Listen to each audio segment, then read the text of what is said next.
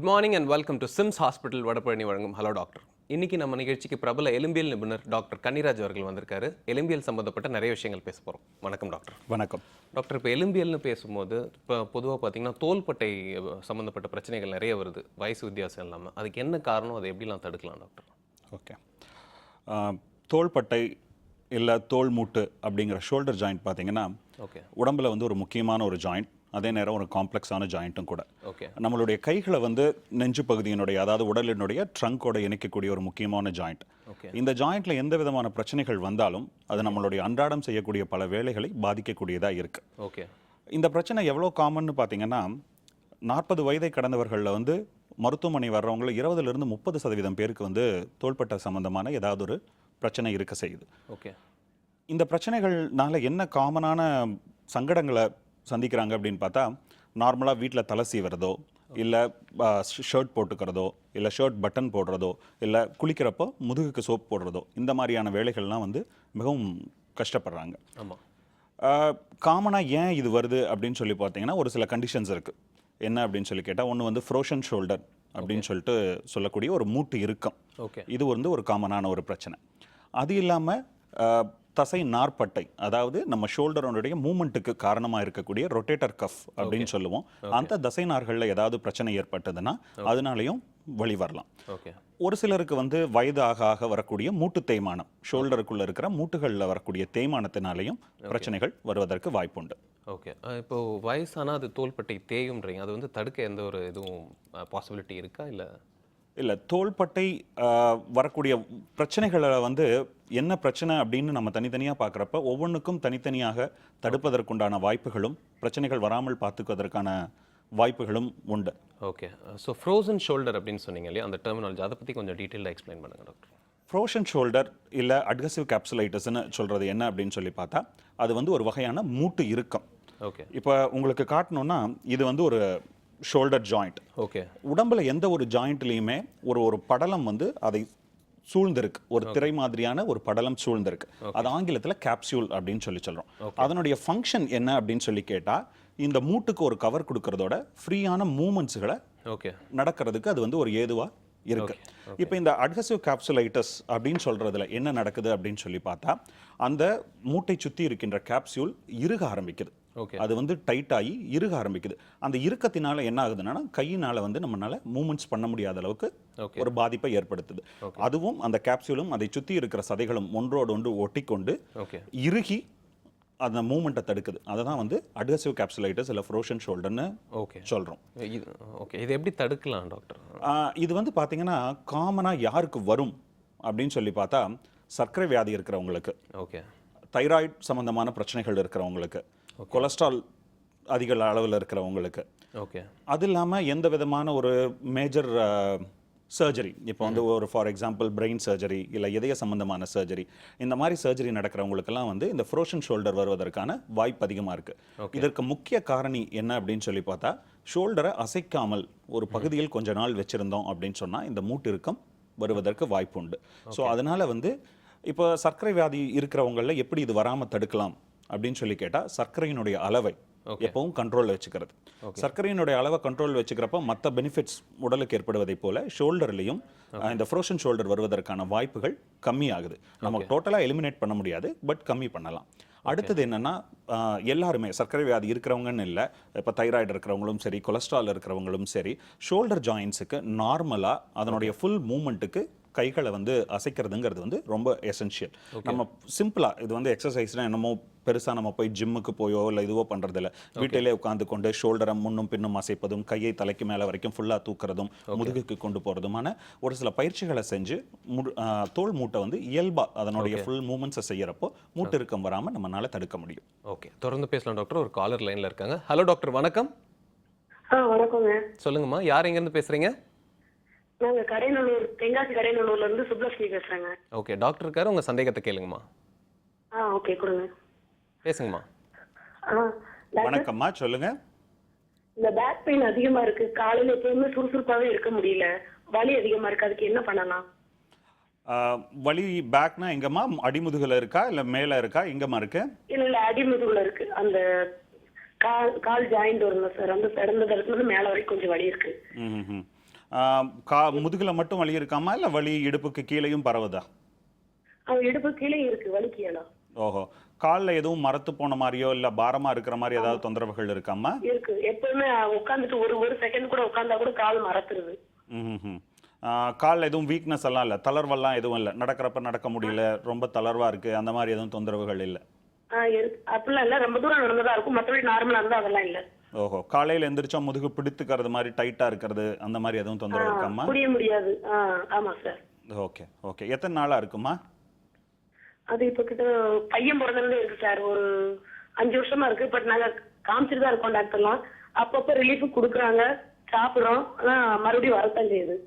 ரிலீஃபுக்கு என்னம்மா எடுத்துக்கிறீங்க? மாத்திரை எடுத்துக்கிறீங்களா இல்லை ஏதாவது ஃபிசியோதெரப்பி பயிற்சிகள் செய்கிறீங்களா? என்னம்மா பண்ணுறீங்க? இல்ல டேப்லெட் தான் எடுத்துக்கிட்டு இருந்தேன். ஓஹோ, சரிம்மா. இப்போது இந்த அடிமுதுகு பிரச்சனை அப்படிங்கிறது ஒரு பொதுவான காமனான ஒரு பிரச்சனை. இந்த பிரச்சனைக்கு வந்து பார்த்திங்கன்னா நம்மளுடைய பேட் போஸ்டர், மசில்ஸ் வந்து டைட்டாக இருக்கிறது, இல்லை அது சரியான டோன், அதாவது ஸ்ட்ரென்த்தில் இல்லாமல் இருக்கிறது தான் வந்து காமனான காரணங்கள். இதில் வந்து நீங்கள் பார்த்தீங்கன்னா வெறும் மருந்து மாத்திரை சாப்பிட்றதுங்கிறது அந்த நேரத்துக்கு வலியை நிவாரணம் செய்யக்கூடிய ஒரு முறைதானே தவிர அது இந்த பிரச்சனைக்கான தீர்வு கிடையாது. இந்த பிரச்சனைக்கு என்ன தீர்வு அப்படின்னு சொன்னால், முதல்ல உங்களை பரிசோதனை பண்ணி, அதாவது எக்ஸாமின் பண்ணி பார்த்து உங்களுக்கு என்ன பிரச்சனை அப்படிங்கிறத நம்ம முதல்ல கண்டுணரணும். அதுக்கப்புறம் அதற்கு தகுந்த மாதிரி ஃபிசியோதெரப்பி அதை வந்து நம்ம ரெகுலராக செஞ்சோம்னாலே உங்களுடைய வலியிலிருந்து நல்ல நிவாரணம் கிடைக்கிறதுக்கு வாய்ப்பு இருக்குது. ஃபிசியோதெரப்பி செய்யணும்னா வெறும் ஒரு 2 நாள் செஞ்சோம் இல்லை ஒரு வாரம் செஞ்சோம் அப்படிங்கிறது இல்லை. குறைஞ்சது ஒரு 6 வாரம் பண்ணாதான் இந்த முதுகு சம்பந்தமான வழியிலிருந்து ஒரு மாற்றம் நம்மளுக்கு தெரிய வரும். ஸோ நீங்கள் வந்து ஒரு மருத்துவரை அணுகி உங்களை பரிசோதனை பண்ணிக்கிட்டு ஒரு கரெக்டான ஒரு ஃபிசியோதெரப்பி ஆரம்பித்தாலே உங்கள் வழியிலிருந்து நிவாரணம் கிடைக்கும்மா. கால் பண்ணதுக்கு ரொம்ப நன்றிம்மா. அடுத்த காலர் லைனில் இருக்காங்க டாக்டர், பார்த்துடலாம். ஹலோ டாக்டர், வணக்கம். வணக்கம் டாக்டர். சொல்லுங்க டாக்டர். சொல்லுங்க. சென்னையில இருந்து பேசுறேன் சார். ஓகே, உங்க பேர் சார்? என் பேர் டெல்லிராஜ். ஓகே டாக்டர் கார் பேசுங்க sir. Doctor good morning doctor. Good morning, சொல்லுங்க டாக்டர். எனக்கு வந்து மூட்டு வலி இருக்கு. எனக்கு பாத்தீங்கன்னா ஏஜ் 40. பாஸ்ட் ஒரு 3 மந்த்ஸா இந்த வலி இருக்கு. அந்த மூட்டு வலி வந்து எப்படின்னா இந்தியன் டாய்லெட்ல உட்காந்து எழுந்துக்கும் போது வலிக்குது. லைக் சிட்டிங்ல இருந்து அப் பண்ணும் போது அந்த பெயின் இருக்கு எனக்கு. மற்றபடி ஸ்டாண்டிங்ல எல்லாம் இல்ல. சரிங்க. பெயின் அதிகமா இருக்கு. இதுக்கு வந்து குளுக்கோசமைன் டேப்லெட் கொடுத்தாங்க. ஒரு 2 மந்த்ஸா அதை யூஸ் பண்ணேன். சரி. பட் எனக்கு 50% தான் ரிலீவ் ஆயிருக்கு. பெயின் ஒன்னும் 50% அப்படியே தான் இருக்கு. சரிங்க. இதுக்கு என்ன உங்களுடைய சஜஷன் கொடுத்தீங்கன்னா? இந்த மூட்டு வலி வந்து உங்களுக்கு நாள் பூரா இருக்குங்களா இல்லை நீங்க சொன்ன மாதிரி உட்கார்ந்து எழுந்திருக்கிற போது? எங்க ஸ்ட்ரெயின் பண்றனோ அப்ப மட்டும் தான் எனக்கு அந்த வலி இருக்கு. ஓஹோ. படி ஏறி இறங்கும் போது என்ன தொந்தரவு இருக்கு? ஆமா, படி ஏறி இறங்கும் போது வலிக்குது. இல்ல வலி மட்டும் இருக்கா இல்ல வேற ஏதாவது தொந்தரவும் இருக்கா? இல்ல டாக்டர், வலி மட்டும் தான் இருக்கு. நீங்க சமதளம் இல்லாத இடங்கள்ல, அதாவது குண்டும் குழியுமான தரையிலையோ இல்ல படி ஏறி இறங்குறப்போ முட்டி வந்து இலகுவாக இருக்கிறதா, லூஸாக இருக்கிற மாதிரியான ஏதாவது உணர்ச்சிகள் இருக்கா? இல்ல டாக்டர், அப்படி எதுவும் இல்ல. அப்படியெல்லாம் எதுவும் இல்ல, வலி தான் இருக்கு. வீக்கம் வருதா மூட்டுல ஏதாவது? இல்ல டாக்டர், வீக்கம் எதுவும் இல்ல. ஓஹோ. இதற்கு நீங்க வந்து இந்த குளுக்கோசமைன் மாத்திரையை தவிர ஏதாவது பயிற்சிகள் பண்ணீங்களா? பயிற்சிகள்லாம் அதெல்லாம் எதுவும் பண்ணல டாக்டர். வெறும் டேப்லெட் மட்டும் தான் போட்டுட்டு இருக்கேன். ஓகே. உங்களுக்கு 40 வயது ஆகுது இல்லையா? ஆமா டாக்டர். சரிங்க. எக்ஸ்ரே எடுத்து பார்த்தாங்களா? எக்ஸ்ரே எடுத்து பார்த்தாங்க. அந்த டிஸ்டன்ஸ் கொஞ்சம் கம்மியா இருக்கு. அந்த உங்களுக்கு மூட்டுல வந்து மூட்டினுடைய அந்த ஜவ் பகுதி கொஞ்சம் கம்மியா இருக்குன்னு சொன்னாங்க. கம்மியா இருக்கு. டிஸ்டன்ஸ் கம்மியா இருக்கு. சரிங்க. இப்போ வந்து 40 வயதை தாண்டுறப்ப வரக்கூடிய ஒரு காமனான பிரச்சனை வந்து மூட்டு தேய்மானத்தினுடைய ஆரம்ப ஸ்டேஜ். அதுதான் வந்து எக்ஸ்ரேல வந்து அந்த கேப் கம்மியாக இருக்குது அப்படின்னு சொல்லி சொல்கிறது. ஸோ இப்போ வந்து இது என்ன ஆகுதுன்னா, வயசானால் எப்படி தோளில் சுருக்கம் வருதோ அது மாதிரியான ஒரு மாற்றம். இந்த மாற்றத்தை வந்து மேற்கொண்டு நடக்காமல் இல்லை, நம்மளால் வந்து நடக்காமல் தடுக்க முடியாது, பட் கம்மி பண்ணுவதற்கான வாய்ப்புகள் உண்டு. ஸோ இப்போ நீங்கள் சொன்னீங்க பார்த்தீங்களா, இந்தியன் டாய்லெட்டில் உட்காந்து எந்திரிச்சா இல்லை நிறையா படி ஏறுனா அப்போல்லாம் வந்து உங்களுக்கு வலி வருதுன்னா என்ன அர்த்தம்னா, அந்த மூட்டை சுற்றி இருக்கின்ற மசில்ஸ் வந்து நீங்கள் செய்கிற வேலை அளவுக்கு அதனால் ஈடு கொடுக்க முடியவில்லை அப்படிங்கிறத தான் வந்து காட்டுது. ஸோ வந்து என்ன பண்ணணும்னா, தொடையினுடைய முன்பகுதியில் இருக்கக்கூடிய மசில்ஸ், நம்ம குவாட்ரிசெப்ஸ் அப்படின்னு சொல்லுவோம், அந்த மசில்ஸை ஸ்ட்ரென்தன் பண்ணோம் அப்படின்னு சொன்னால் உங்களுக்கு மூட்டு அதனுடைய ஸ்ட்ரெஸ்ஸஸுக்கெல்லாம் அது போகிறப்போ அந்த ஸ்ட்ரெஸ்ஸுகளை எல்லாம் தாங்கக்கூடிய அளவுக்கும் அந்த வேலைப்பளுவை சுமக்கக்கூடிய அளவுக்கும் பலம் உள்ளதாக மாற்ற வாய்ப்புண்டு. ஸோ அதனால் நீங்கள் உங்கள் மருத்துவர்கிட்ட போகிறப்போ எப்படி குளுக்கோசமைன் சாப்பிட்றீங்களோ அது மாதிரியாக இந்த எக்ஸசைஸ் ரெகுலராக பண்ணுறதும் வெரி எசென்ஷியல். குளுக்கோசமைனால் மட்டும் பரிபூர்ணமான ஒரு வலி நிவாரணம் இருப்பதற்கு வாய்ப்பு இல்லை. ஏன்னா அது வந்து ஒரு மாத்திரைங்கிறத விட அது ஒரு நேச்சுரல் சப்ளிமெண்ட் அப்படின்னு தான் எடுத்துக்கணும். ஸோ உங்களுக்கு தேவை வந்து குவாட்ரிசெப்ஸை ஸ்ட்ரென்தன் பண்ணுறது. அதே மாதிரி தொடையில் பின்பகுதியில் இருக்கிற ஹாம்ஸ்ட்ரிங் மசில்ஸ் இது ரெண்டையுமே ஸ்ட்ரென்தன் பண்ணி உங்கள் மூட்டு சுற்றி இருக்கிற மசில்ஸை பலமாக்குறது தான் உங்களுக்கு இருக்கக்கூடிய ஒரு தீர்வாக இருக்கும். கால் பண்ணதுக்கு ரொம்ப நன்றி சார். அடுத்த காலர் லைனில் இருக்காங்க டாக்டர். ஹலோ டாக்டர், வணக்கம். ஹலோ, சொல்லுங்கம்மா, யார் எங்கேருந்து பேசுகிறீங்க? வாஷினி, சென்னையில இருந்துங்க. ஓகே டாக்டர் இருக்கார், உங்களோட சந்தேகத்தை கேளுங்கம்மா. சார் வணக்கம் சார். வணக்கம்மா, சொல்லுங்கள். சார் என்னால தரையில உட்கார முடியல. உட்கார்ந்தா அது கால் ரொம்ப மரத்து போகுது. ம் ஒரு 5 நிமிஷம் கூட என்னால உட்கார முடியல தரையில. சம்மணம் போட்டுட்டு உட்கார முடியல. ம் கால் நீட்டி தான் உட்கார முடியுது. சரிம்மா. ம் அதாவது பிளட் சர்க்குலேஷன் இல்லாத மாதிரி இருக்குது. ஹெச்பி ப்ராப்ளமா இல்லைன்னா என்ன ப்ராப்ளம் சார்?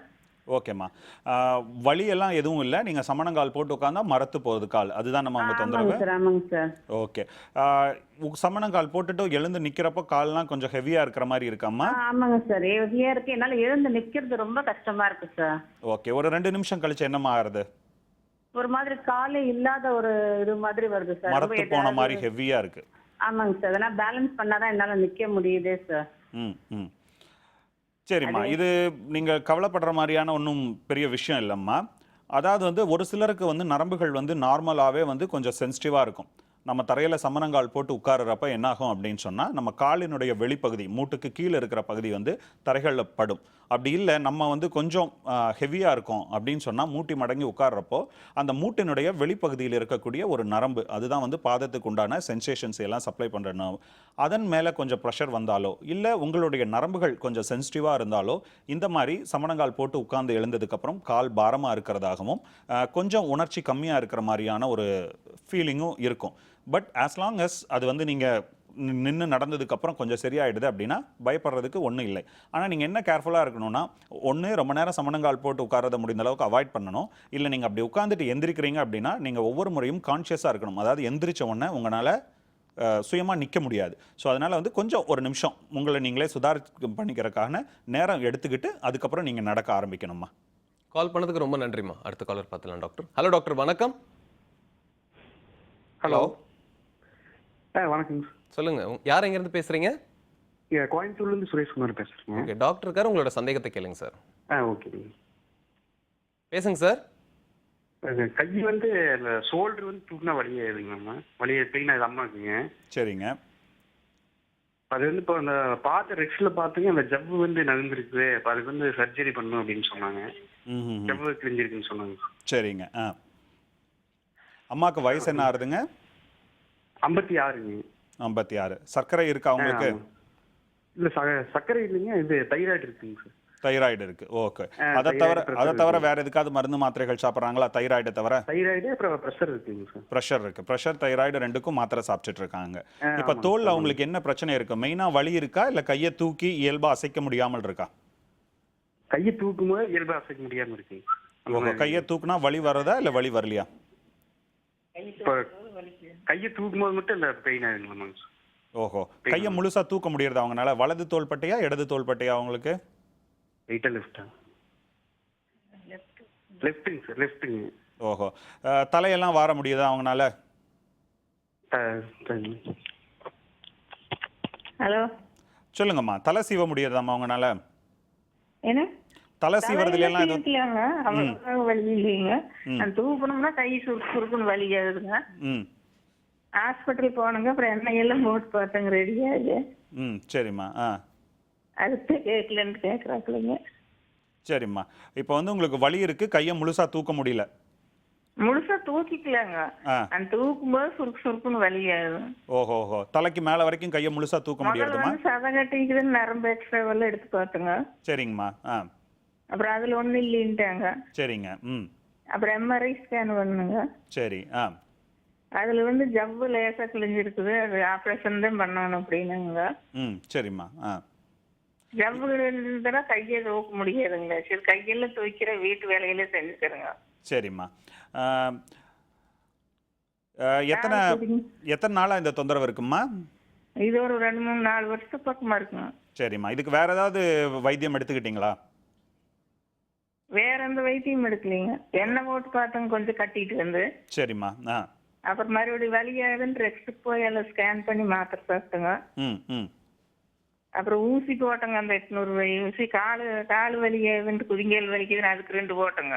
சரிம்மா. ம். கைக்கு 2 ஊசி போட்டங்க. அப்புறம் ரெடி ஆகலைங்க. ம். ஊசி போட்டா கொஞ்ச நாளைக்கு அம்மா நல்லா இல்லம்மா, இருக்குது. ஊசி வந்து ஷோல்டர் மூட்டுக்குள்ள போட்டாங்களா இல்ல எங்கம்மா போட்டாங்க? எப்பவும் போடுற ஊசி மாதிரி போட்டாங்களா? ஷோல்டர்ல தான் போட்டாங்க, அந்த ஜாயிண்ட்ல போட்டாங்க. ஜாயிண்ட்ல போட்டாங்க. அந்த போட்ட கொஞ்ச நாளாவது ரிலீஃப் இருந்ததாம்மா? ஆமாங்க. போட்ட கொஞ்ச கொஞ்ச நாள். நாள் ம். அந்த கொஞ்சம் லேசா லைட்டா வலிச்சுட்டு இருந்ததுங்க, ரொம்ப வலி இல்ல. ம். ம். அப்புறம் இப்போ திருப்பியும் வலி ஆயிட்டு இருக்குதுங்க. ம். குதிங்கால் வந்து தூங்கி எந்திரிச்சு ஊன முடியாதுங்க. சரிம்மா. இந்த 2 பிரச்சனைக்கு தான் கேட்கலன்ட்டு கேட்டாங்க பையன். சரிம்மா. ஓகேம்மா. அம்மா உங்கள் தோள் பட்டையில் வந்து பார்த்தீங்கன்னா நீங்கள் கையை நார்மலாக மேலே தூக்குறதுக்கு சைடில் தூக்குறதுக்கு தேவைப்படக்கூடிய அந்த தசை நார் மசில்ஸ் எல்லாம் இருக்கும் இல்லைங்களா, சதைகள்லாம் இருக்கும் இல்லையா, அந்த மசில்ஸில் வந்து பார்த்தீங்க அப்படின்னு சொன்னால் அதில் வந்து உங்களுக்கு உள்ள சதைகள் வந்து ரணமாக இருக்கிறதுக்கு வாய்ப்பு இருக்குமா? அந்த ரணத்தினால உங்களுக்கு கையை வந்து தூக்குறப்போ வலி வர்றதுக்கான வாய்ப்புகள் நிறையா இருக்குது. எம்ஆர்ஐயில் வந்து உள்ள வந்து கிழிசல் இருக்குது அப்படின்னு சொன்னீங்க. பட் உங்கள் கையை முழுசாக தூக்க முடியுது அப்படிங்கிறப்ப அந்த கிழிசல் முழுமையான ஒரு கிழிசலாக இருக்கிறதுக்கு வாய்ப்பு கம்மி. ஒன்று அந்த தசைநார்களில் பாதி கிழிஞ்சிருக்கும், இல்லை அது உள்ள வந்து ரணமாக இருக்கிறதுக்கு வாய்ப்புகள் அதிகமாக இருக்குமா. நீங்கள் இனிஷியலாக என்ன பண்ணலாம் அப்படின்னு சொன்னால் கொஞ்சம் ஃபிசியோதெரப்பி எக்ஸசைசஸ் செஞ்சு பார்க்கலாம். ஏன்னா நீங்கள் வந்து மெயின் கஷ்டம் என்ன சொல்கிறீங்கன்னா கையை தூக்குறப்ப அப்பப்போ வலி வருதுன்னு தான் சொல்கிறீங்க. ஸோ அதுக்கு நீங்கள் என்ன பண்ணலான்னா இப்போ வந்து கொஞ்சம் ஃபிசியோதெரப்பியும் கொஞ்சம் மருந்து மாத்திரைகளையும் சாப்பிட்டு பார்க்கலாம். உங்கள் மருத்துவர் அணுகி இதுக்குண்டான ஆலோசனை பெற்று இதில் ஒரு வேளை உங்களுக்கு இம்ப்ரூவ்மெண்ட் எதுவும் வரல அப்படின்னு சொன்னால் அப்போ வந்து சர்ஜரி பண்ணுறது வந்து உங்களை கிளினிக்கலாக பரிசோதனை பண்ணி பார்த்ததுக்கப்புறம் எடுக்க வேண்டிய ஒரு முடிவும்மா. நீங்கள் 4 வருஷமாக இந்த தொந்தரவு இருக்குதுன்னு சொல்கிறீங்க. ஆனால் இந்த 4 வருஷத்தில் நீங்கள் ஏதாவது பேசிக்காக ஏதாவது ஃபிசியோதெரப்பி அதாவது பயிற்சிகள் செஞ்சுருந்தீங்களா இல்லையாங்கிறது வந்து அதை பொறுத்து தான் உங்களுக்கு அடுத்த என்ன ட்ரீட்மெண்ட் அப்படிங்கிறத முடிவு பண்ண முடியும். ஓகே, கால் பண்ணதுக்கு ரொம்ப நன்றிம்மா. டாக்டர், இப்போ நம்ம ஃப்ரோசன் ஷோல்டர் பற்றி பேசிட்டு இருந்தீங்களா, அதுக்கு என்ன மாதிரி ட்ரீட்மெண்ட் பண்ணலாம் டாக்டர்? ஃப்ரோசன் ஷோல்டர் அப்படிங்கிறது வந்து பார்த்தீங்கன்னா ஜென்ரலாக 3 ஸ்டேஜஸாக வந்து அதை சொல்லுவாங்க. ஓகே. முதல் ஸ்டேஜ் அதில் வந்து என்ன இருக்குன்னு பார்த்தீங்கன்னா ஷோல்டரில் வந்து ஒரு வலி இருக்கும். பேஷண்ட்ஸ் கிட்ட எந்த இடத்துல வலிக்குது அப்படின்னு கேட்டால் இந்த இடத்துல தான் வலிக்குதுன்னு அவங்களால சொல்ல முடியாது. முழுமையாக சொல்லுவாங்க இந்த தோலில் வந்து ஃபுல்லாக இங்கே எல்லாம் வலி இருக்குது அப்படின்னு சொல்லுவாங்க. அந்த வலியும் எப்படி இருக்குது அப்படின்னு சொல்லி கேட்டால் ஒரு மாதிரி வலின்னு சொல்கிறத விட ஒரு டிஸ்கம்ஃபர்ட், உள்ள வந்து திடீர்னு கையை அசைக்கிறப்ப அதிகப்படியான வலி, அந்த மாதிரி வலியாக இருக்கும். நிறைய பேர் பார்த்தீங்கன்னா தூங்க முடியல, அந்த சைடு தூங்கினாலே சிவியர் வலி வந்து முழிப்பு வந்துடுது அப்படின்னு சொல்லுவாங்க. ஸோ அந்த ஒரு பிரச்சனை இருக்கும். அதுதான் ஸ்டேஜ் 1. வலி வந்து அதிகமாக இருக்கும். வலி இருக்கிறதுனால என்ன பண்ணுவோம், பேசிக்காக நம்ம வந்து கையை அசைக்கிறத நம்மளே கம்மி பண்ணிப்போம். ஏன்னா அசைச்சா அந்த வலி அதிகமாகும். இதுதான் வந்து ஸ்டேஜ் 1 அப்படின்னு சொல்லுவோம். இதை வந்து ஒரு சில ஃப்ரீசிங் ஸ்டேஜ் அப்படின்னு சொல்லுவாங்க. அடுத்த ஸ்டேஜில் வந்து பார்த்தீங்கன்னா என்னாங்கன்னா வலியினுடைய அளவு தானாகவே குறைய ஆரம்பிக்கும். ஆனால் என்ன ஆகும்னா நீங்கள் அந்த ஷோல்டர் அசைக்காமலே வச்சுருந்தீங்க இல்லையா, அந்த இறுக்கம் முழுமையாக செட் ஆகிருக்கும். ஸோ என்ன ஆகுனா உங்களால் ஷோல்டரை தூக்க முடியாது. வலியினுடைய அளவு கம்மியாக இருக்கும். பட் அவங்களால ஷோல்டரை வந்து இவ்வளோ தான் அப்படி தூக்குவாங்க, இல்லை ஒரு சிலர் இன்னும் கொஞ்சம் தூக்குவாங்க. ஷோல்டரை வந்து சுத்தமாக தூக்க முடியாமல் இருக்கும். இது வந்து ஸ்டேஜ் 2. வலி இருக்காது, ஆனால் ஷோல்டரில் வந்து எந்த மூமெண்ட்டும் பண்ண முடியாமல் இருக்கிறது. 3வது ஸ்டேஜ் வந்து பார்த்தீங்கன்னா அந்த மூமெண்ட்டும் கொஞ்சம் இம்ப்ரூவ் ஆக ஆரம்பிக்கும். ஏன்னா அவங்க வந்து வலி இல்லாமல் இருக்கிறதுனால அவங்களும் சரி ஏதாவது பண்ணி பார்ப்போம். ஏன்னா அவங்களுடைய அன்றாட வேலைகளை வந்து அவங்க செய்ய வேண்டி வரும். அதற்காக தோலை பயன்படுத்த ஆரம்பிக்கும் போது கொஞ்சம் மூமெண்ட்ஸ் வந்து திரும்பி வரும். ஸோ ஒருத்தங்களை நம்ம பார்க்குறோம் அப்படிங்கிறப்ப ஃப்ரோசன் ஷோல்டரில் இருக்கிறப்ப அவங்க எந்த ஸ்டேஜில் இருக்காங்க, அவங்களுடைய பிரச்சனை என்ன அப்படிங்கிறத முதல்ல நம்ம ஒரு மருத்துவர் வந்து அதை கண்டுணர்வார். அதுக்கப்புறம் என்ன பண்ணுவாங்க அப்படின்னு சொன்னால் எந்த ஸ்டேஜில் இருக்காங்களோ அந்த ஸ்டேஜுக்கு தகுந்த மாதிரியான ட்ரீட்மெண்ட்டை வந்து ஸ்டார்ட் பண்ணணும். இப்போ ஸ்டேஜ் 1ல் இருக்காங்க அப்படின்னு சொன்னால் அவங்களுக்கு வலி நிவாரணம் கொடுக்கறதுங்கிறது தான் ஒரு முக்கியமானது. அதுக்கு வந்து மருந்து மாத்திரைகள், அது இல்லாமல் ஃபிசியோதெரப்பியில் வந்து போயிட்டால் ஒரு சில இது இருக்குது. அல்ட்ராசவுண்ட் தெரப்பி, டென்ஸ் தெரப்பி அப்படின்னு சொல்லுவோம். அது என்னென்னா வெளியிருந்து உள்ளே இருக்கிற சதைகளுக்கு சூடு பரவுவதற்கான ஒரு சில இது.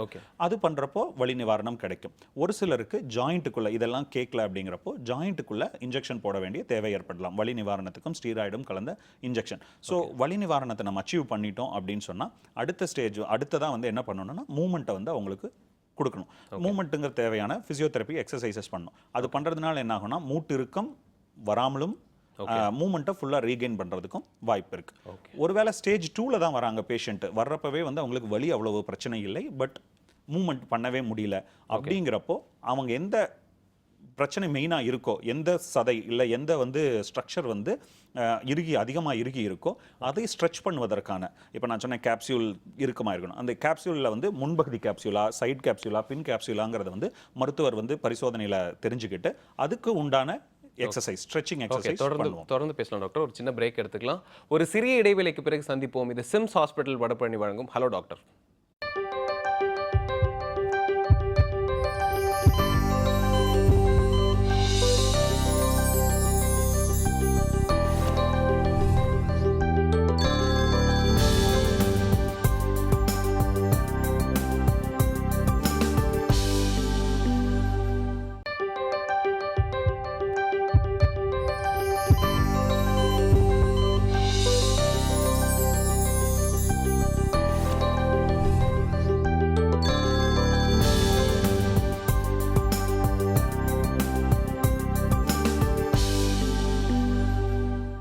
Welcome back to SIMS hospital Vadapalani வழங்கும் ஹலோ டாக்டர். டாக்டர், இப்போ நம்ம தோள்பட்டை சம்மந்தப்பட்ட பிரச்சனைகள் அப்படின்னு சொல்லும்போது பொதுவாக எல்லாரும் சொல்கிறது வந்து ஃபிசியோதெரபிஸ்ட்டை பாருங்கன்னு சொல்லுவாங்க. இப்போ ஒரு சில பேர் ஃபிசியோதெரப்பி பண்ணியும் யூஸ் இல்லை அப்படின்னு சொல்லுவாங்க. ஸோ அதுக்கு என்ன பண்ணலாம் டாக்டர்? இது ஒரு காமனான ஒரு கிளினிக்கல் சினாரியோ. என்ன ஆகுதுன்னா, நாங்கள் ஹாஸ்பிட்டலில் உட்காந்துருக்கிறப்ப பேஷண்ட் வருவாங்க, சார் ஷோல்டர் பெயின் இருக்குது, இப்போ முதல்ல ஒரு காலர் சொன்ன மாதிரி 2 வருஷம் 3 வருஷம் இருக்குது அப்படின்னு சொல்லுவாங்க. ஃபிசியோதெரபிஸ்ட் பார்த்தோம், பண்ணியும் எதுவும் இம்ப்ரூவ்மெண்ட் இல்லை அப்படி சொல்லுவாங்க. நாங்கள் கிளினிக்கலாக எக்ஸாமின் பண்ணிவிட்டு எந்த பிரச்சனை அப்படின்னு சொல்லிட்டு இதுக்கு மறுபடியும் ஃபிசியோதெரப்பின்னு சொல்கிறப்போ அவங்க சார் ஆல்ரெடி 2-3 வருஷம் நான் பண்ணிட்டேனே, எனக்கு ஒன்றும் இம்ப்ரூவ்மெண்ட் இல்லையே அப்படின்னு சொல்லிட்டு கேட்பாங்க. ஓகே, இதில் நான் என்ன சொல்ல வரேன் அப்படின்னா, ஃபிசியோதெரப்பிங்கிறது வந்து ஒரு மிக ப்ராடான டேர்ம். அதுலேயே வந்து பல டிஃப்ரெண்ட் மொடாலிட்டிஸ் ஆஃப் ட்ரீட்மெண்ட் இருக்குது. அதே மாதிரியே வந்து பயிற்சிகளும் எக்ஸசைஸும் கூட ஒவ்வொரு ஸ்ட்ரக்சருக்கும் ஸ்பெசிஃபிக்காக தனித்தனியான இது இருக்குது. ஸோ ஷோல்டர் வந்து நம்ம சொன்ன மாதிரி ஒரு காம்ப்ளெக்ஸ் ஜாயிண்ட். அதனால் வந்து இதில் ஒரு ட்ரீட்மெண்ட் கொடுத்து அதில் நல்ல இம்ப்ரூவ்மெண்ட் வரணும், பேஷண்ட்டுக்கு வந்து அவங்களுடைய பிரச்சனைகள் சால்வ் ஆகணும் அப்படின்னு சொன்னால் மருத்துவர் வந்து என்ன பிரச்சனை அவங்களுக்குங்கிறத முதல்ல மிக தெளிவாக கண்டறிய வேணும். அது கண்டறிந்து அதற்கு உண்டான ஸ்பெசிஃபிக் ஃபிசியோதெரப்பி ப்ரோக்ராம், அவங்களுக்கு எந்த மாதிரியான எக்ஸசைஸ் பண்ணுனா அவங்களுக்கு ரிலீஃப் இருக்கும் அப்படின்னு சொல்லிட்டு அந்த கரெக்ட் மொடாலிட்டி ஆஃப் ஃபிசியோதெரப்பியும் எக்ஸசைஸும் பண்ணுறப்ப தான் வந்து இம்ப்ரூவ்மெண்ட் இருக்கும். நிறையா நேரம் என்ன நடக்குதுன்னா, எல்லாருக்கும் இந்த மூட்டு இருக்கும், நான் சொன்னேன் மூட்டு இருக்கும் வரவங்க எல்லாருக்கும் ஸ்ட்ரெச்சிங் எக்ஸசைஸ் பண்ணுங்க ஓகே அப்படின்னு சொல்லி அனுப்பிடுவாங்க. ஸோ ஸ்ட்ரெச்சிங் எக்ஸசைஸ்னால் வந்து டாக்டர் எழுதி கொடுக்குற ஒரு ஸ்ட்ரெச்சிங் எக்ஸசைஸாக இருக்கும். அவர் இது பண்ணிட்டு ஃபிசியோதெரபிஸ்ட் போகிறப்ப அவங்க வேற ஒரு விதமான ஸ்ட்ரெச்சிங் எக்ஸசைஸ் சொல்லி கொடுத்துருப்பாங்களா இருக்கும். ஸோ எஃபெக்டிவாக பேஷண்ட்டுக்கு வந்து அவங்களுக்கு என்ன இருந்தது, அதுக்கு கரெக்டான அவங்க ஃபிசியோ பண்ணாங்களா அப்படிங்கிறது வந்து தெரியாமல் போயிடுது. ஸோ கரெக்டாக என்ன பிரச்சனை, எந்த ஸ்ட்ரக்சரில் பிரச்சனை, அதுக்கு அவங்க எந்த ஸ்டேஜில் இருக்காங்க, அதற்கு என்ன கரெக்டான ஃபிசியோதெரப்பி அப்படிங்கிறத நம்ம பண்ணால் தான் வந்து ரிலீஃப் இருக்கும். ஷோல்டரை பொறுத்த வரைக்கும் 70% பிரச்சனைகள் வந்து கரெக்டான ஃபிசியோதெரப்பி, கரெக்டான என்ன சொல்கிறது போஸ்டர்ஸ், இதையெல்லாம் பண்ணாலே வந்து ஒரு நல்ல ரிலீஃப் இருக்கும்.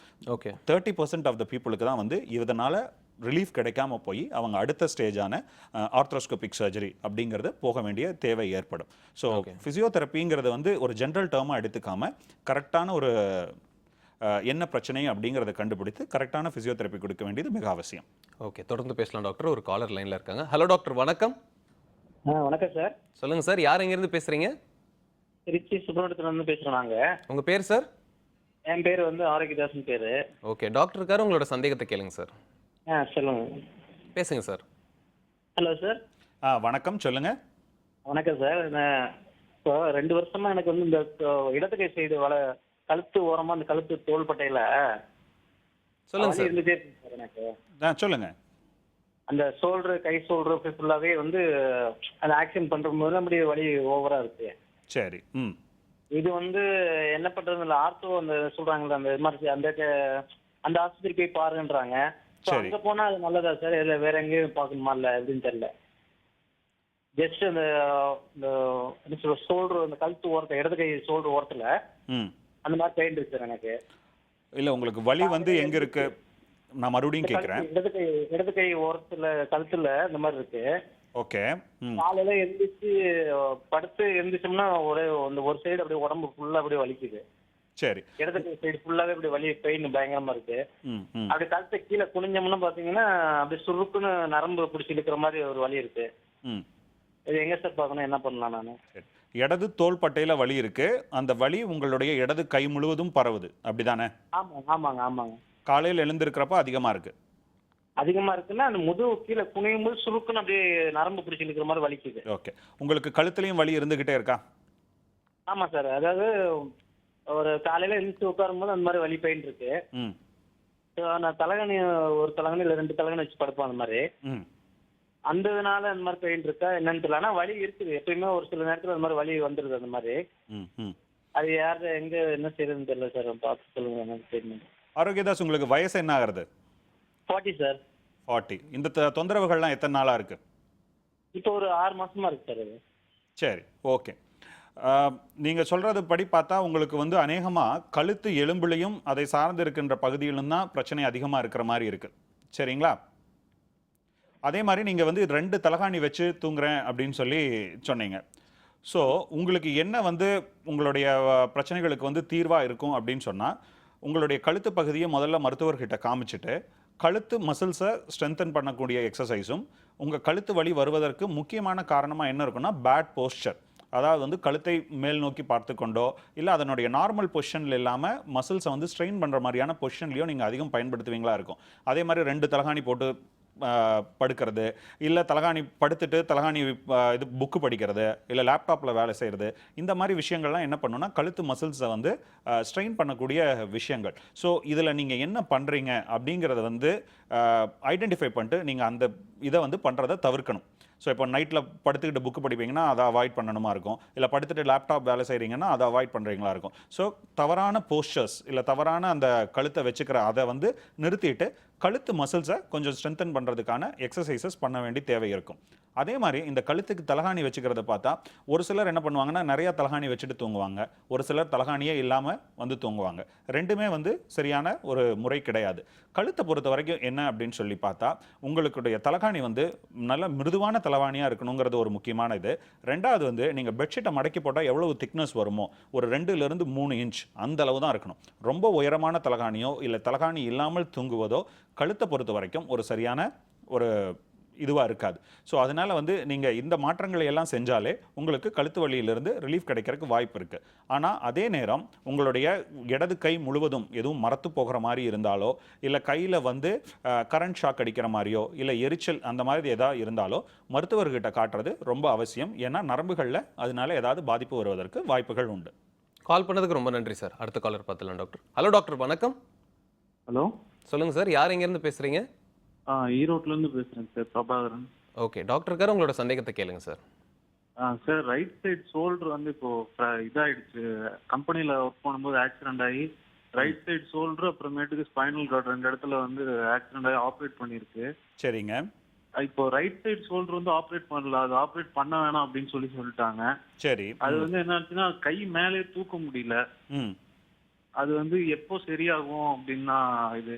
அதே மாதிரி இதுல ஸ்பைனல் கார்டில் வந்து நர்வ் வந்து கம்ப்ரஸ் ஆயிடுக்கு, அதை எடுத்து விட்டுருக்கு அப்படின்னு சொன்னாங்க. சரிங்க. அதனால என்ன ஆகுதுன்னா அந்த மோஷன் போற இதுல வந்து கொஞ்சம் என்னால அதை அடக்க முடியல. சும்மா அது கண்ட்ரோல் இல்லாத மாதிரி இருக்கு. இது ரெண்டும் தான் மெயினா. அப்புறம் மல்டிபிள் ஃப்ராக்சர், அப்புறம் லெஃப்ட் ஹேண்ட்ல வந்து ரிஸ்ட் ஃப்ராக்சர் ஆயிருக்கு. எல்லாத்த விட அந்த ரைட் ஷோல்டர் தான் மேல தூக்க முடியல.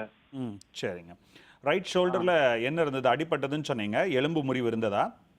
எலும்பு முறிவு இல்லாத இது எக்ஸ்ரே எடுத்து பார்த்தாங்க. அது வந்து தானா இதெல்லாம் சரியாகிறதுக்குள்ள அது வந்து தானா சரியாயிடும் அப்படின்னு சொன்னாங்க. இல்ல எக்ஸ்ரேல எதுவும் அடிபட்டிருந்ததுன்னு சொன்னாங்களா இல்ல ஒண்ணும் இல்லைன்னு சொன்னாங்களா? அது தசையில அடிபட்டிருக்கு அப்படின்னு சொன்னாங்க. ஆனா அது ஆப்ரேட் பண்ற அளவுக்கு இல்ல, தானா சரியாயிடும் அப்படின்னு மூட்டு விலகவெல்லாம் இல்ல? அதெல்லாம் இது இல்ல. ஆனா வந்து ரைட் சைடு ஷோல்டருக்கு சைடுல வலிக்குது, மேல தூக்க முடியல. ஓகே, சரி. இதுக்கு ஏதாவது நீங்க வந்து பிசியோதெரப்பி, மெழுகு ஒத்தனம் இல்ல வேற ஏதாவது ட்ரீட்மெண்ட் எடுத்துட்டீங்களா வலது தோள்பட்டைக்கு? இல்ல அந்த இது பிசியோதெரப்பி மட்டும், ஸ்ட்ரெச்சிங் எக்ஸசைஸ் மட்டும் கொடுக்குறாங்க. சரி. அது கொடுக்கும்போது வந்து மேக்சிமம் வருது. ஆனா ரொம்ப அந்த கையை மேல தூக்கி காதோட ஒட்டி வர மாதிரி வர மாட்டேங்குது. அது இப்படி நேரா தூக்கும் போது கூட பரவாயில்ல, சைடுல தூக்க முடியல. ஓகே. எத்தனை நாள் ஆச்சு அடிபட்டு உங்களுக்கு? எனக்கு இப்ப அடிபட்டு கரெக்டா 3 months ஆகுது. ஓஹோ, 3 months ஆகுது. இந்த 3 monthsல இருக்க இம்ப்ரூவ்மெண்ட் இருக்கா உங்க மூவ்மெண்ட்ஸ்ல? ஆமா, ஃபர்ஸ்ட் வந்து ரொம்ப கை வந்து அப்படியே செஸ்டோட ஒட்டி இருக்கிற மாதிரி இருக்கும். சரி. அப்புறம் இப்போ வந்து பாத்தீங்கன்னா கொஞ்சம் அப்படியே தள்ளி விலகி அப்புறம் மேல தூக்குறது. அப்புறம் பிசியோதெரபியில வந்து அந்த செவுத்தை பிடிச்சி அப்படியே கொஞ்சம் கொஞ்சமா கையை வந்து அப்படியே அந்த மேல விரலால பண்ணுங்க அப்படின்னு சொன்னாங்க. அதெல்லாம் கொஞ்சம் பண்ண இம்ப்ரூவ்மெண்ட் இருக்கு. ஆனா அந்த வலி மட்டும் குறைய மாட்டேங்குது. இதெல்லாம் கொஞ்சம் ரொம்ப நல்லா பண்ணிட்டோம் அப்படின்னா அடுத்த நாள் தூங்கி எந்திரிக்கும் போது கொஞ்சம் ரொம்ப பெயின் இருக்க மாதிரி இருக்கு. சரிங்க. ஓகே. இது வந்து ஷோல்டர் அடிபட்டதுக்கு அப்புறமோ இல்லை ஷோல்டரில் வந்து ஏதாவது பிரச்சனை இருக்கிறப்போ ஃபிசியோதெரப்பி பண்ணுறவங்களில் காமனாக வரக்கூடிய ஒரு பிரச்சனை. அதாவது என்னென்னா ஃபிசியோதெரப்பி பண்ணி முடிச்சதுக்கப்புறம் இல்லை பண்ணி அடுத்த நாள் வலி அதிகமாக வர்றது அப்படிங்கிறது வந்து ஒரு காமனான ஒரு பிரச்சனை. இதை வந்து அவாய்ட் பண்ணுறதுக்கு என்ன பண்ணணும் அப்படின்னு சொன்னால், ஃபிசியோதெரப்பி அந்த எக்ஸசைஸ் பண்ணுறதுக்கு முதல்ல ஒரு சுடு ஒத்தனம், அதாவது ஒன்று சுடுதண்ணி ஒத்தனம் இல்லை ஹாட் பேக்ஸ், இது கொடுத்து ஒத்தனம் கொடுக்கறது ரொம்ப எசென்ஷியல். இது என்ன பண்ணும் அப்படின்னா, அதை சுற்றி இருக்கிற ஷோல்டரை சுற்றி இருக்கிற தசைகளை எல்லாம் வந்து அது தளர்வாக்கும், இலகுவாக்கும். அதனால என்ன பண்ண முடியும்னா, உங்களால் எக்ஸசைசஸ் வந்து ரொம்ப ஃப்ரீயாகவும் கம்ஃபர்டபுளாகவும் பண்ண முடியும். அதே நேரம் நீங்கள் எக்ஸசைஸ் பண்ணுறப்ப என்ன ஆகும்னா, நீங்கள் வந்து சுற்றி இருக்கிற மசில்ஸ் எல்லாம் ஸ்ட்ரெச் பண்ணுறீங்க, அதையெல்லாம் அதனுடைய கெப்பாசிட்டியினுடைய மேக்ஸிமம் அளவுக்கு நீங்கள் எக்ஸசைஸ் பண்ணுறீங்க. ஸோ அதை என்ன பண்ணணும்னா, எக்ஸசைஸ் முடிஞ்சதுக்கப்புறம் அதுகளில் வலி வர்றதுக்கு வாய்ப்பு இருக்குது. அதை தடுக்கிறதுக்காக ஐஸ் கட்டி ஒத்தனம் இல்லை குளிர் ஒத்தனம், ஐஸ் பேக்ஸ், அது கொடுக்கறது ரொம்ப அவசியம். ஸோ நீங்கள் ஃபிசியோதெரப்பி இல்லை எக்ஸசைஸ் பண்ணுறதுக்கு முதல்ல ஹாட் பேக் இல்லை சுடுதண்ணீர் ஒத்தனம் கொடுக்கறதும், எக்ஸசைஸ் முடிந்ததற்கப்புறம் ஐஸ் ஒத்தனம் கொடுக்கறதும் இந்த பிரச்சனை வராமல் தடுக்கிறதுக்கு ரொம்ப ஹெல்ப்ஃபுல்லாக இருக்கும். ஸோ உங்களுக்கு ஃபிசியோதெரப்பியில் நல்ல இம்ப்ரூவ்மெண்ட் கிடைக்குது, எக்ஸசைஸ் பண்ணி நல்ல இம்ப்ரூவ்மெண்ட் இருக்குது அப்படிங்கிறப்போ நீங்கள் அதையே கண்டினியூ பண்ணணும். ஆனால் அதுக்கு முன்னாலேயும் பின்னாலேயும் இந்த சுடுதண்ணீர் மற்றும் ஐஸ் ஒத்தனம் கொடுக்கறத பண்ணிங்கனாலே பெயின் இல்லாமல் உங்களால் ஃபிசியோதெரப்பி நல்லா பண்ண முடியும். கால் பண்ணதுக்கு ரொம்ப நன்றி சார். டாக்டர், இப்போ நம்ம ரொட்டேட்டர் கஃப் பற்றி சொன்னீங்க இல்லையா, அதை பற்றி கொஞ்சம் டீட்டெயில்டாக. சரிங்க. ரொட்டேட்டர் கஃப் அப்படிங்கிறது வந்து பார்த்திங்கன்னா, நம்ம ஷோல்டரில் இருக்க இந்த கை மேலே கீழே அசைப்பதற்கு தேவையான ஒரு 4 தசைநார்கள். அந்த தசைநார்கள் வந்து பார்த்திங்கன்னா, இந்த மாடலில் பார்த்தீங்கன்னா இதுதான் வந்து நம்ம நெஞ்சுக்கூட்டின் பின்பகுதியில் இருக்கக்கூடிய எலும்பு ஸ்கேப்புலாம்போ. இது வந்து கையினுடைய மேல் பகுதி. இது ரெண்டும் சேர்ந்து தான் இதுதான் வந்து ஷோல்டர் ஜாயிண்ட். இப்போ இந்த தெரியற ஸ்ட்ரக்சர்ஸ் தான் வந்து அந்த ரொட்டேட்டர் கஃப் அப்படிங்கிற தசைநார். இது என்ன பண்ணுது அப்படின்னு சொல்லி பார்த்தா, கையை மேலே தூக்குவதற்கும் கையை உள்பகுதியும் வெளிப்பகுதியும் ரொட்டேட் பண்ணுறதுக்கும் தேவையான இந்த தசைநார். இப்போ இதில் வந்து பார்த்தீங்கன்னா, இந்த மேல் பகுதி, இந்த ஸ்கேப்புலாவில் வந்து இந்த பகுதியில் வந்து இருக்கிற எலும்பு, இது வந்து அக்ரோமியன்னு பேர். இப்போ இந்த தசைநார் வந்து இந்த கை எலும்பினுடைய மேல் பகுதி, அதாவது தலைப்பகுதிக்கும் இதுக்கும் நடுவில் மாட்டிக்கும். ஓகே. ஒரு சிலருக்கு வந்து அந்த மாதிரி இந்த 2 எலும்புகளுக்கு நடுவில் அது மாட்டிக்கிட்டு உராயிறத தான் வந்து இம்பிஞ்ச்மெண்ட், ரொட்டேட்டர் கஃப் இம்பிஞ்ச்மெண்ட் அப்படின்னு சொல்லிட்டு சொல்லுவோம். ஸோ வந்து கையை வந்து அவங்க இந்த ஒரு பொசிஷனுக்கு மேலே தூக்குறப்ப என்ன ஆகும்னா, 2 எலும்புகளுக்கு நடுவில் அது மாட்டிக்கிட்டு அதனால வலியை ஏற்படுத்துறதுக்கு வாய்ப்பு இருக்குது. இது ஏன் வருது அப்படின்னு சொல்லி பார்த்தோம்னா, அதற்கு பல காரணங்கள் உண்டு. இப்போ வந்து ஒரு சிலருக்கு வந்து பார்த்தோம்னா, இந்த எலும்பு, இந்த இடத்துல இருக்கக்கூடிய எலும்பே வந்து வெவ்வேறு ஷேப்பில் இருக்கும். ஒரு சிலருக்கு இப்படி நேராக இருக்கும், ஒரு சிலருக்கு கொஞ்சம் வளைவாக இருக்கும், இன்னும் ஒரு சிலருக்கு இப்படி ஹூக்டு அப்படின்னு சொல்லுவோம். அப்படி இருக்க என்ன ஆகும்னா, இப்போ கீழே இருக்கிற இந்த இது எலும்பு மேலே பட்டு அந்த இடத்துல வலி ஏற்படுத்துவதற்கான வாய்ப்புகள் உண்டு. இன்னும் ஒரு சிலருக்கு வந்து இந்த வயதானவர்களுக்கு மூட்டு தேய்மானம் வர்றப்போ, அந்த மூட்டு தேய்மானத்தினால அதிகப்படியான எலும்பு அந்த இடத்துல எல்லாம் ஆஸ்டியோஃபைட்ஸ் அப்படின்னு சொல்லுவோம், அது உருவாகிறதுக்கு வாய்ப்பு இருக்கு. அப்படி இருக்கிறப்போ அதனால வந்து இதுவாகலாம்.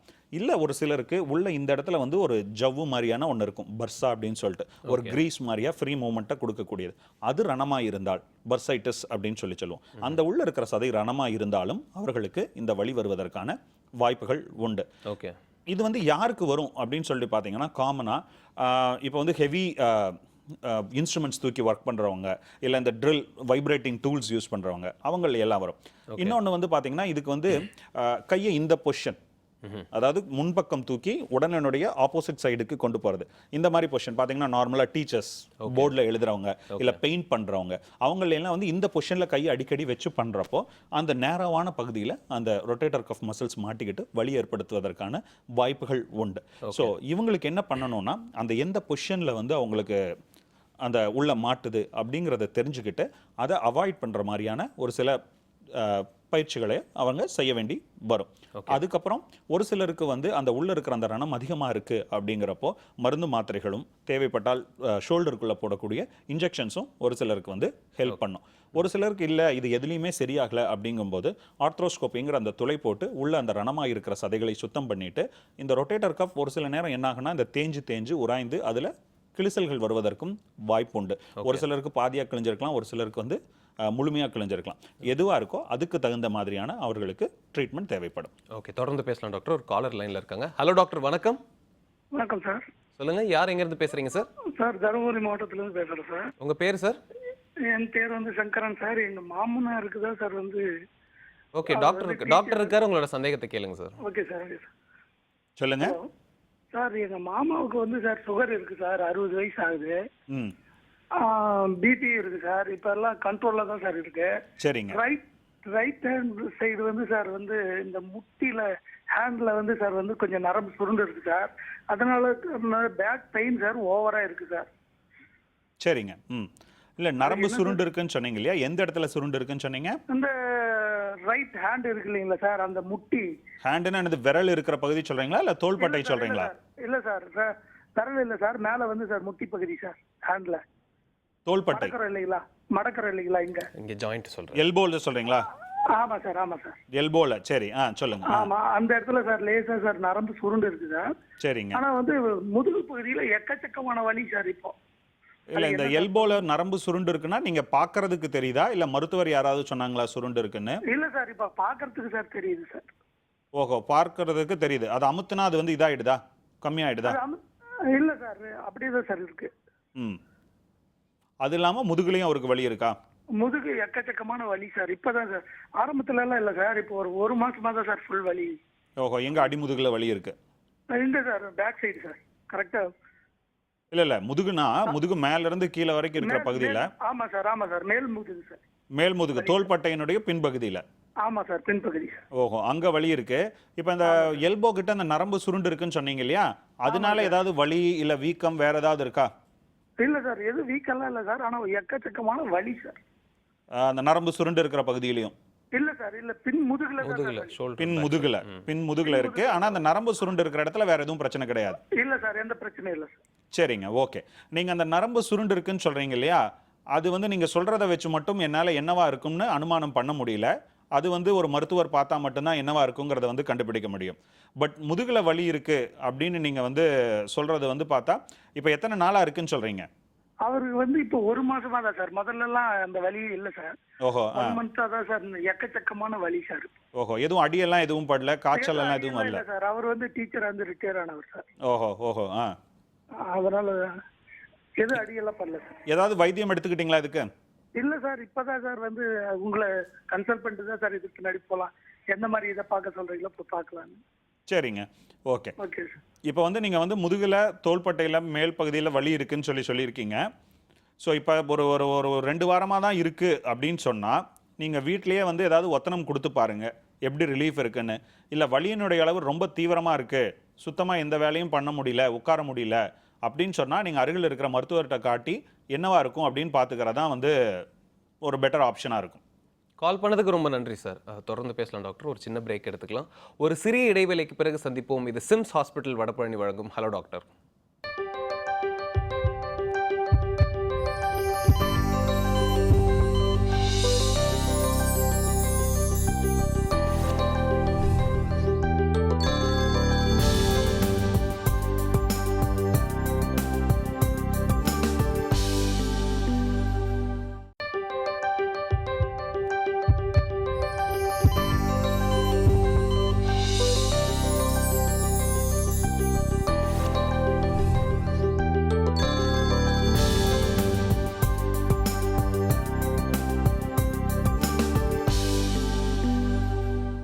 Welcome back to SIMS hospital Vadapalani வழங்கும் ஹலோ டாக்டர்.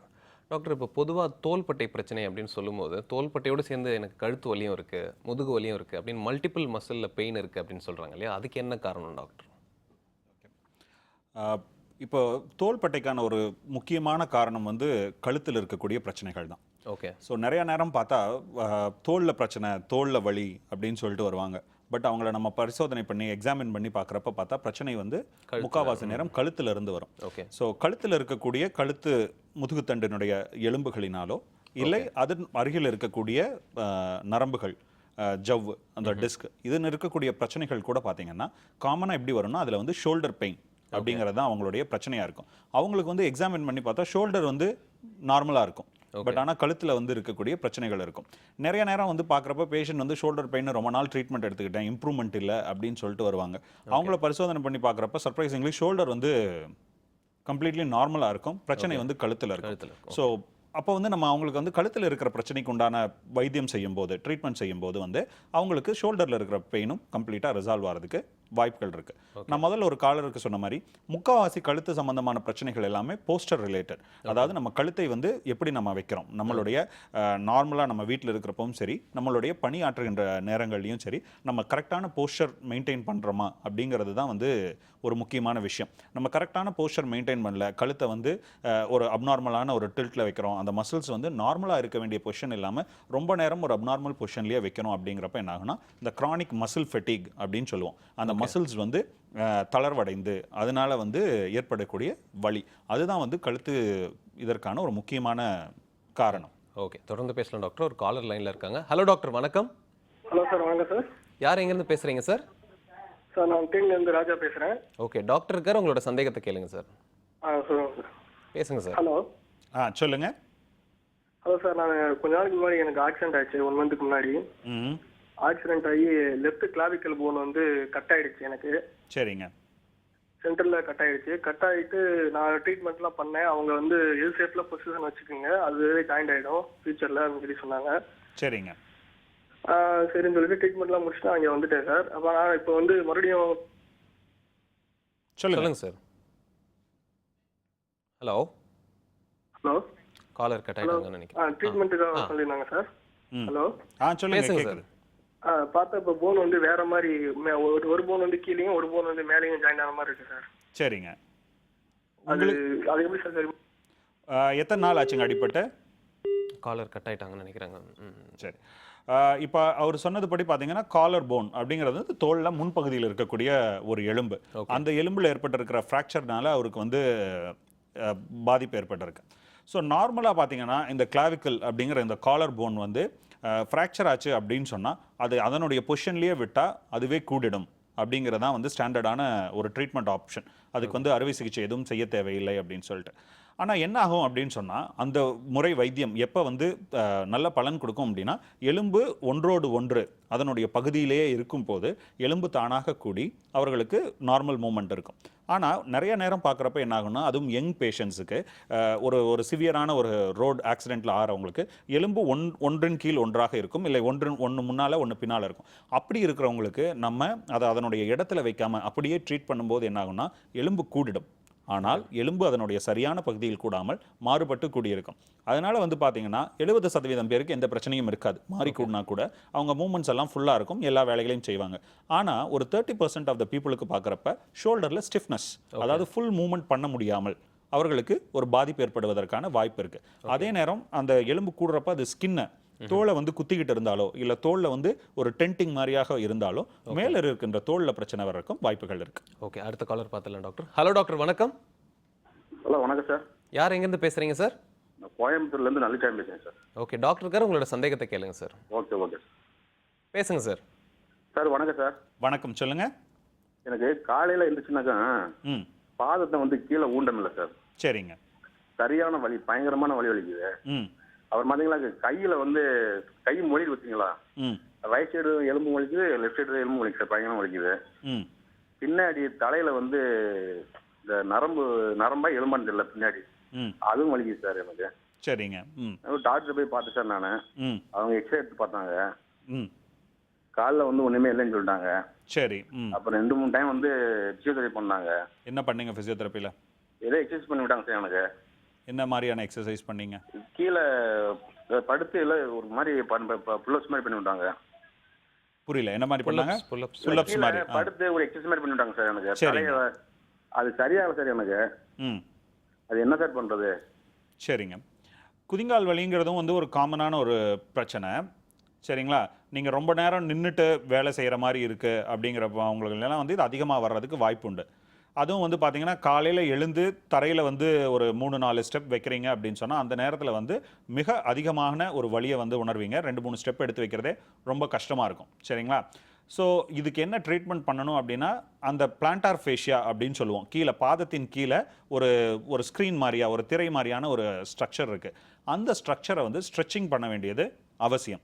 அது இல்லாமல் உங்களுக்கு வந்து காலுக்கு வந்து காலையே எழுந்த உடனே ஒரு பாத்திரத்தில் சுடுதண்ணியும் இன்னொரு பாத்திரத்தில் பச்சை தண்ணியும் வச்சுட்டு சுடுதண்ணி பச்சை தண்ணி ஊற்றணும், மாற்றி மாற்றி கொடுக்கணும். 2 நிமிஷம் சுடுதண்ணியில் 2 நிமிஷம் குளிர்ந்த நீர்லைன்னு சொல்லிட்டு ஒரு 20 நிமிஷம் காலையிலையும் 20 நிமிஷம் சாயந்தரமும் நீங்கள் ஒத்தனம் கொடுக்கணும். இதை வந்து கான்ட்ராஸ்ட் பாத் அப்படின்னு சொல்லுவோம். அதாவது ஒரு பக்கம் சூடும் இன்னொரு பக்கம் குளிர்ச்சியும். இதை மாற்றி மாற்றி காலையில் ஒரு 20 நிமிஷம் சாயந்தரம் ஒரு நிமிஷம் அப்படின்னு சொல்லிட்டு ரெகுலராக பண்ணணும். அதே மாதிரி காலுக்கு வந்து உங்கள் மெதுவாக, அதாவது ரொம்ப சாஃப்டாக இருக்கக்கூடிய செருப்பு போடணும். ஜென்ரலாக வந்து பார்த்தீங்கன்னா வெளியே மட்டும் செருப்பு போட்டுட்டு வீட்டுக்குள்ளே எல்லாரும் செருப்பு போடாமல் இருப்போம். பட் உங்களுக்கு இந்த மாதிரி வலி இருக்குது அப்படின்னு சொன்னால் அட்வைசபிள் என்னென்னா வீட்டுக்குள்ளே போடுறதுக்குன்னு தனியாக ஒரு செருப்பு வச்சுட்டு அந்த செருப்பு போடுறதும் ஸ்ட்ரெச்சிங் பண்ணுறதும் ப்ளஸ் இந்த சுடுதண்ணி பச்சை தண்ணி ஊற்றணும். ஒரு ரெகுலராக ஒரு 2லிருந்து 3 வாரம் பண்ணிங்கனாலே இந்த குதிங்கால் வலியிலேருந்து உங்களுக்கு ஒரு நல்ல ரிலீஃப் கிடைக்கும். கால் பண்ணதுக்கு ரொம்ப நன்றி சார். அடுத்த காலர் பார்த்துலாம் டாக்டர். ஹலோ டாக்டர், வணக்கம். ஹலோ, சொல்லுங்கம்மா, யார் எங்கேருந்து பேசுறீங்க? மதுரையில இருந்து பேசுறேன் சார். உங்க பேருமா? மாலா. ஓகே, டாக்டர் கார் உங்களோட சந்தேகத்தை கேளுங்கம்மா. Hello sir. வணக்கம்மா, சொல்லுங்க சார், எனக்கு முதுகெலும்பு வலிக்குது சார். பேக் பெயின் ரொம்ப இருக்கு. உட்காந்தா எந்திரிக்க முடியல, எந்திரிச்சா உட்கார முடியல, இருக்குன மாதிரி இருக்கு சார். எந்த இடத்துலமா இருக்கு? அடிமுதுகுல இருக்கா, மேல இருக்கா, எந்த இடத்துலமா இருக்கு இல்ல வலி? கீழே தான் சார், இடுப்பு பகுதியில தான். ஓஹோஹோ. உங்களுக்கு வயசு என்ன மாறுது? வயசு 40 சார். ஓஹோ. எத்தனை நாளா இருக்குமா இந்த வலி? இது ஒரு மாசமா இருக்கு சார். இப்ப ஓஹோ. ஒரு மாசத்துக்கு முன்னால ஏதாவது பலு அதிகமான ஏதாவது தூக்குனதோ இல்ல எப்பவும் செய்யறதை விட அதிகப்படியான வேலையோ ஏதாவது பண்ணீங்களாம்மா? அது ஞாபகம் இல்லையே சார். வீட்டு வேலைக்கு தான் செய்யறது, குடம் தூக்குறது இந்த மாதிரி செஞ்சனாலேயோ அந்த இடத்துல இடுப்பு பகுதியில மட்டும் அப்படியே நீங்க சொன்ன மாதிரி இருக்குன மாதிரி இருக்கு சார். வலி உட்காந்தா எந்திரிக்க, மாத்திரை போட்டா மட்டும் குறையுது சார். மாத்திரை போடலன்னா மறுபடியும் உட்காந்தா எந்திரிக்க முடியல, எந்திரிச்சா உட்கார முடியும். சரிம்மா, ஓகே.